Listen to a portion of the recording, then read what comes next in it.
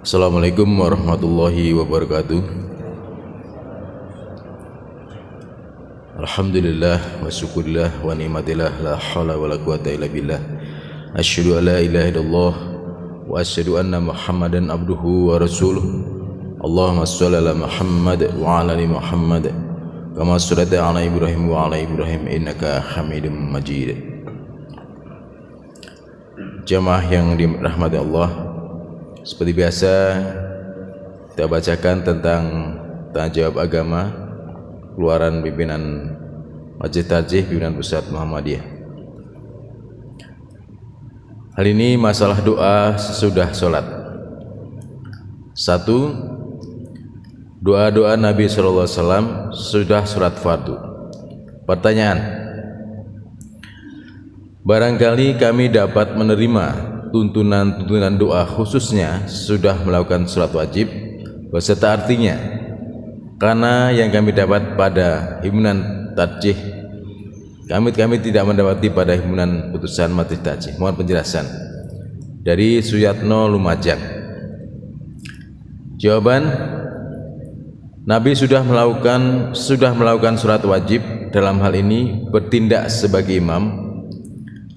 Sesudah salam tidak bersalaman dengan makmum, tapi hanya berbalik menghadap kepada makmum dengan mukanya. Dari hadis riwayat Bukhari yang artinya dari Sumarah bin Jundab radhiyallahu an, ia berkata, ada Rasulullah SAW apabila telah selesai melaksanakan sholat menghadapi kami dengan wajahnya. Hadis riwayat Bukhari. Kemudian menurut riwayat Muslim dan Abu Daud, Nabi menoleh ke kanan sesudah sholat sehingga Barok bin Azib senang karena imam berada di sebelah kanannya. Dari hadisnya riwayatnya artinya dari Barak bin Azib, ia berkata, apabila kami sholat di belakang Rasulullah SAW, kami senang duduk di sebelah kanannya supaya beliau menghadapi kami dengan mukanya. Hadis riwayat Muslim dan Abu Daud. Dengan duduk agak menengok ke kanan dan Nabi mengucapkan doa-doa antara lain. 1. Membaca doa istighfar, Astaghfirullah 3 kali, Astaghfirullah 3 kali, Allahumma antas salam wa minkas salam tabarakta jadal jalali wal ikram.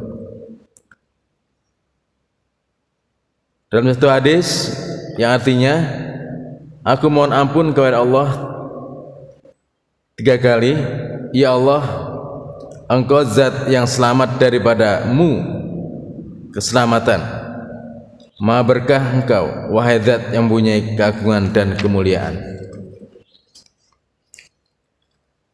Bacaan ini didasarkan pada riwayat Muslim dari Thauban.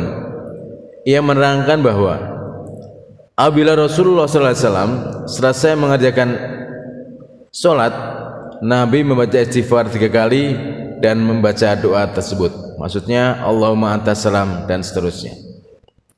Yang kedua, membaca doa la ilaha illallah wahdahu la syarikalah lahu mulku wa lahul hamdu wa huwa ala kulli syai'in qadir. Allahumma la mani'a lama a'taita wa la mu'ti'a lima mana'ta wa la yanfa'u dzal jaddi minkal jad. Hadis tersebut diriwayatkan oleh Bukhari dan Muslim dari Al-Mughirah dari bin Syu'bah. Yang ketiga, membaca doa di bawah ini juga termasuk tuntunan. Allahumma ajirni minan nar, membaca 7 kali. Ya Allah, selamatkan aku dari api neraka. Juga membaca la haula wala quwwata illa billah, la ilaha illallah wa la na'budu illa iyyah, lau ni'matu wa lau fadlu wa lau thana'u hasana, la ilaha illallah mukhlishin lahuddin walau karihal kafirun.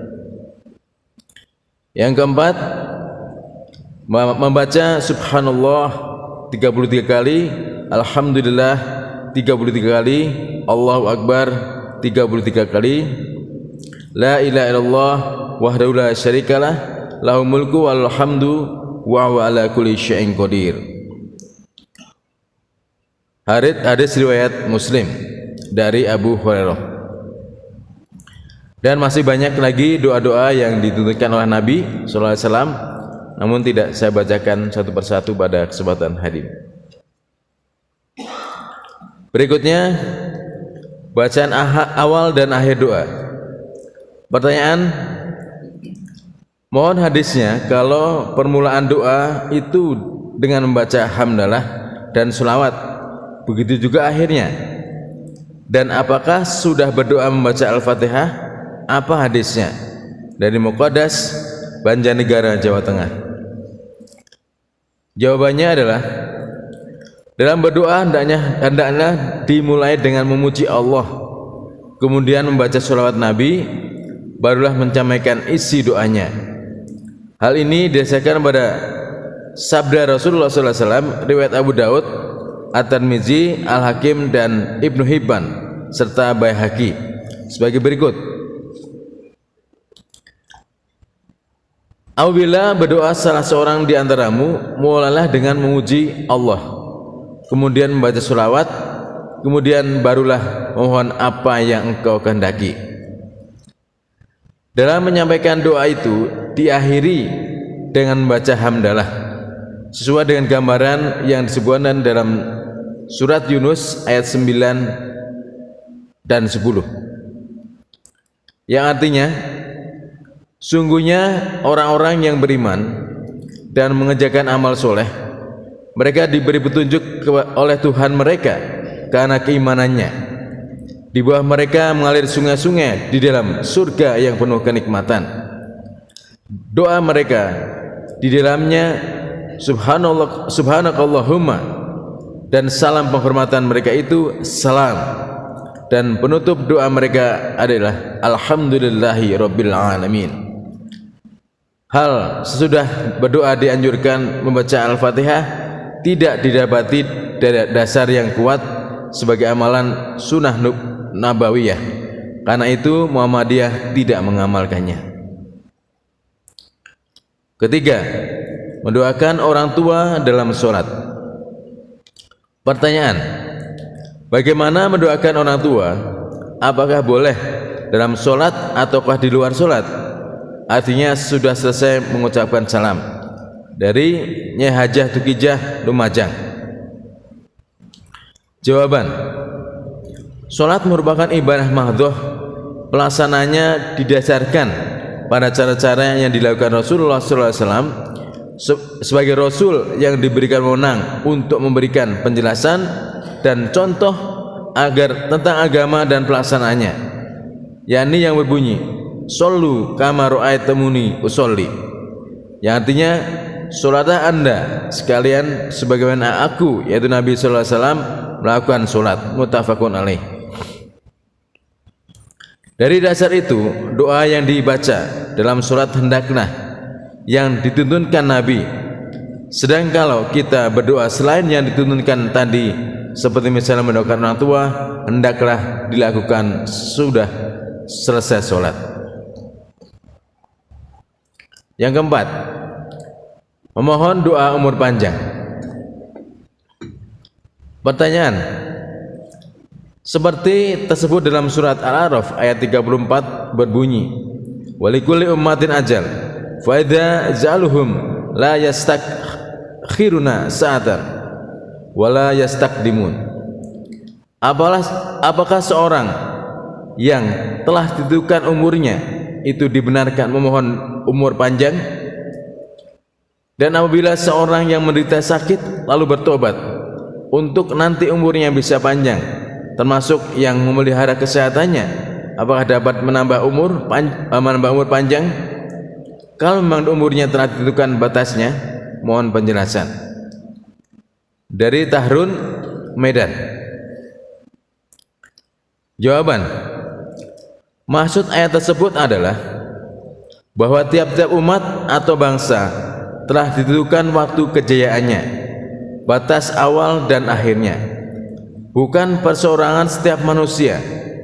Sekalipun memang ada keterangan bahwa umur dan nasib seorang telah ditentukan oleh Allah, seperti disebut dalam surat Al-Isra ayat 13, surat Hud ayat 6, khususnya bagi kematian seorang tersebut dalam ayat 2 surat Al-An'am, yang artinya dialah yang menciptakan dari tanah, sudah itu ditentukan ajalnya, kematiannya, dan ada lagi ajal yang ditentukan untuk kebangkitan yang ada di sisinya.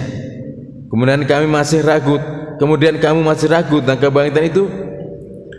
Berdasarkan ayat itu memang benar bahwa ketentuan manusia itu ditetapkan oleh Allah, karena Allah yang menciptakan manusia.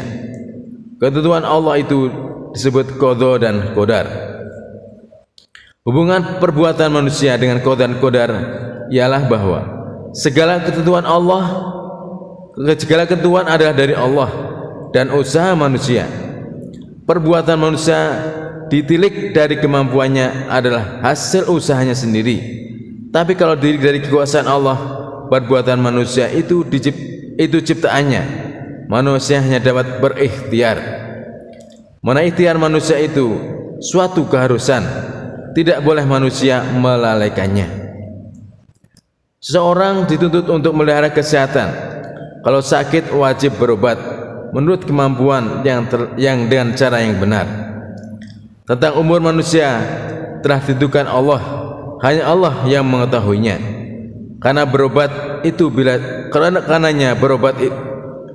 bila sakit itu perlu. Orang yang sakit berobat kemudian meninggal akibat kelalaiannya tidak berobat, termasuk takdir Allah. Tapi manusia dinilai buruk di atas kelalaiannya itu. Kalau manusia sakit kemudian berobat tapi tidak sembuh juga, bahkan meninggal, itu takdir Allah. Tapi ia mendapat pahala atas usahanya itu. Tapi kalau seorang yang sakit itu berobat dan berobat itu sembuh, itu pun izin Allah, atas kodrat Allah juga. Dan yang bersangkutan mendapat nikmat Allah, di samping tidak mendapat cacaan atas kelalaiannya, tidak berobat, karena berobat termasuk anjuran Nabi, yang artinya berobatlah wahai hamba Allah, sungguhnya Allah tidak menetapkan adanya penyakit kecuali telah menetapkan pula obatnya, kecuali penyakit yang satu, yaitu umur tua. Hadis riwayat Ahmad. Tentang berdoa untuk diberikan umur panjang tidak ada salahnya, karena soal umur itu urusan Allah. Sedang berdoa itu dianjurkan, dan berdoa itu urusan manusia.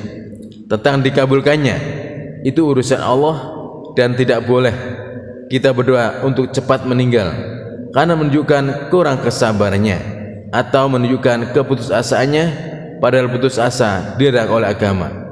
Agama mengajarkan kalau toh minta segera menghadap Allah harus dikaitkan kalau hal itu lebih baik. Demikian yang bisa kami sampaikan, lebih kurang mohon maaf. Assalamualaikum warahmatullahi wabarakatuh.